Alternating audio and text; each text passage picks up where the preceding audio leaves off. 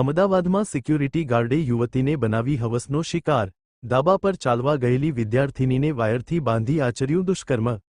આનંદનગરમાં interior designer યુવતી પર security ગાર્ડનું દુષ્કર્મ. ધાબા પર વાયરથી ગળું દબાવી દુષ્કર્મ, ભાગવા જતા પોલીસે પગમાં ગોળી મારી.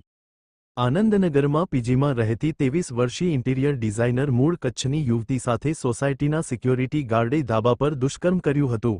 યુવતી ધાબે વોકિંગ કરતી હતી, ત્યારે ગાર્ડે વાયરથી ગળું દબાવી દુષ્કર્મ કરી ભાગી ગયો હતો.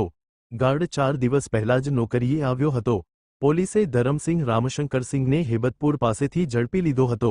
પંચનામા વખતે આરોપી ભાગવા જતા પોલીસે પગમાં ગોળી મારી હતી.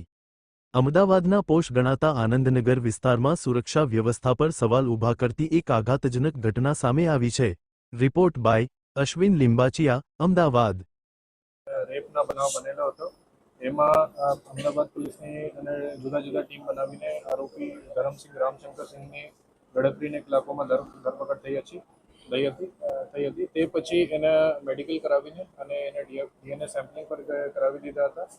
અને આરોપીએ ભોગ બનનારના મોબાઈલ પર ચોરાઈ લીધા હતા, જેને માટે હેબતપુર વિસ્તારમાં એના રિકવરી પંચનામા પોલીસ દ્વારા કરવામાં આવતા હતા. એ દરમિયાન પોલીસથી ભાગવા માટે એને પીઆઈ પરમારની જો પિસ્તલ છે, સર્વિસ પિસ્તલ છે, એ ઝૂંટવીને પ્રયત્ન કર્યા. એમાં ઝપાઝપી થઈ અને એ ઝપાઝપીમાં એક પોલીસ કોન્સ્ટેબલને વાગ્યા છે.